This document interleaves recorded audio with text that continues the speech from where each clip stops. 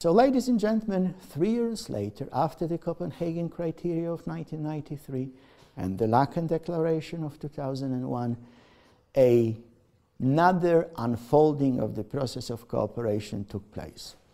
Well, I told you that Europe had to do it at stages, 1 to maximum 3 countries at a time. For instance, in 1975, 3 joined: the United Kingdom, Denmark, and Ireland. In 1981, only 1 joined: Greece. Usually, well, actually as a rule, no more than 3 countries were admitted at the time. The enlargement before 2004, in 1995, these were 3 countries: Austria, Sweden, and Finland. And then comes the big one in 2004. 10 new members are joining. That by itself was unprecedented. Moreover, of the 10, except for Malta and Cyprus, the rest of them were the former communist countries, former Soviet bloc countries, or in the case of Latvia, Lithuania, and Estonia, these were actually the constituent elements of the Soviet Union. Then, to keep going, in 2007, 2 more countries, communist countries, joined: Bulgaria and Romania. The latest addition to the EU is Croatia. Croatia, along with Slovenia, which joined in 2004, were parts of what used to be called Yugoslavia. And Yugoslavia, when it was collapsing, brought to Europe in a localized way, but nevertheless something that Europe has been trying to avoid since 1945, war. War in the Balkans. It was localized, so it really took place only in the Balkans. And it did take place because when Yugoslavia was collapsing, the constituent parts of it, the republics, at that time had no intention of joining the EU. So they were free because they didn't have a to-do list to do what the old Europe and old Europeans used to do: kill each other. So the enlargement in 2004, it is really more or less a completion of the whole process of European integration in the continent. Because by admitting the 10, practically the whole continent became the EU, the process of cooperation and integration.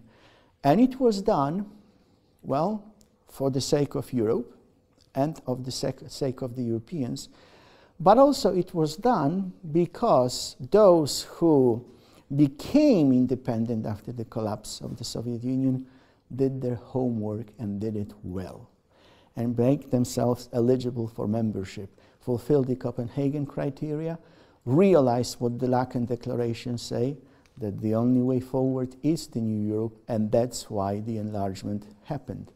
And this is, ladies and gentlemen, the gist of it all.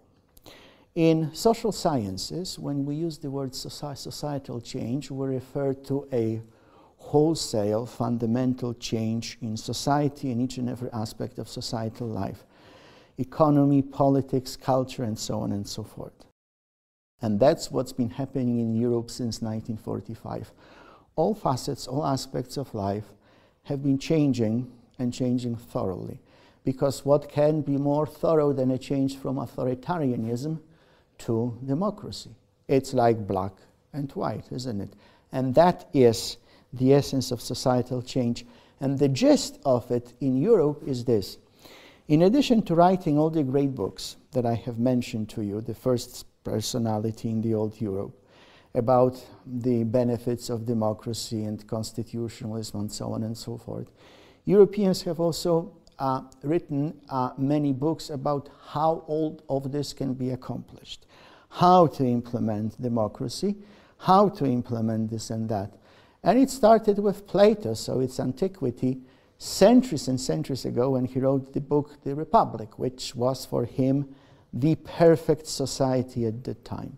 That comes people like Jean-Jacques Rousseau, who had the idea of having direct democracy. You know, we all sit under the tree, debate, discuss, and then decide, and then go home and stick to it because it's our decision. Then it was Immanuel Kant who was talking about change through reason. We can reason, we can understand, and if we use that reason, then we will conclude that there is nothing better than, well, society that is peaceful.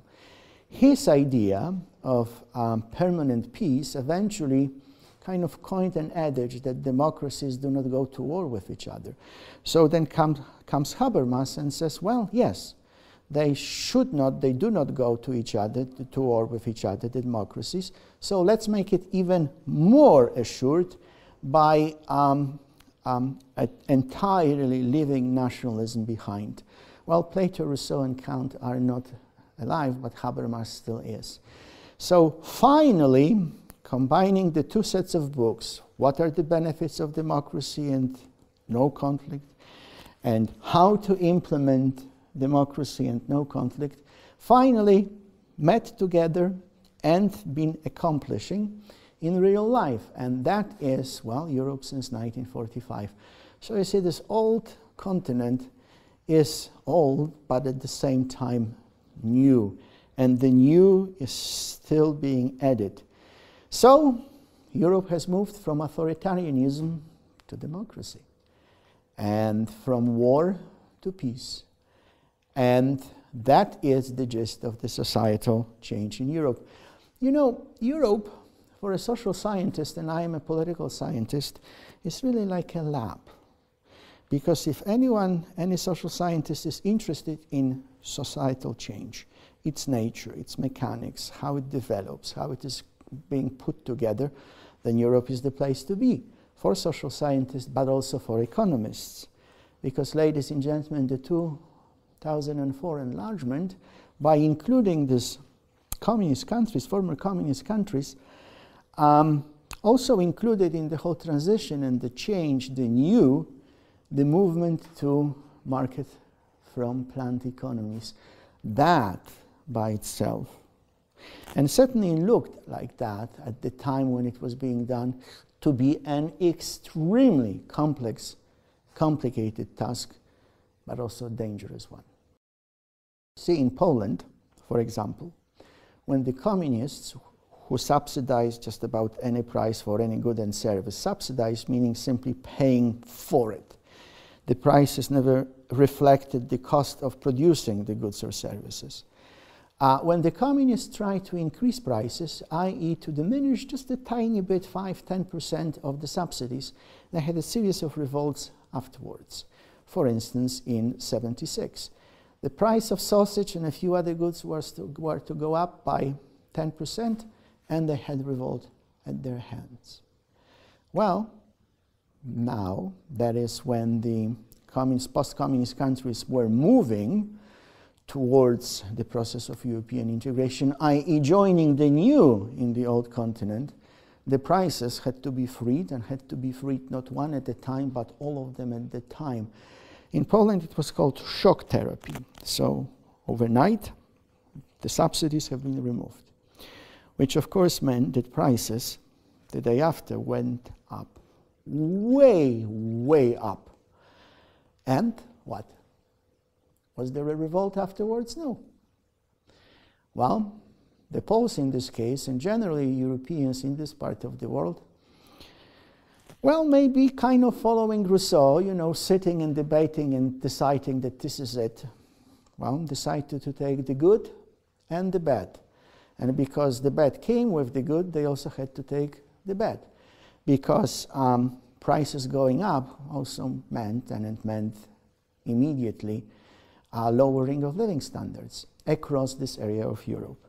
Well, eventually prices, because of the way the market works, went down and reflected not only the cost of the production, but also had to be at the level that actually people could afford it. You know, even if the price reflects the cost of production, but people can't buy it because they don't have enough money, something had to be done. So it kind of forces the economy to be more efficient, in this case by lowering the cost of production, so people actually can afford it.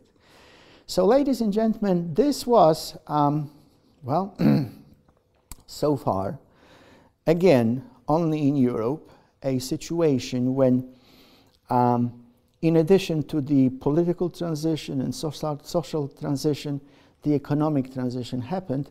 And, ironic as it may be, at the time it was assumed that it will be the most difficult task, and it will be probably most difficult to make it work. actually turned out to be the most successful of all the changes that have happened in Europe, in this part of Europe at the time. Well, if you come to Kraków, as I sincerely hope you will, you'll see the booming economy and the living standards that are maybe not exactly the same as they are in Germany, but getting there. And why are they higher in Germany? Because Germany had been working on that change and transition much longer than the Poles did. So if you give the Poles a few more years, who knows?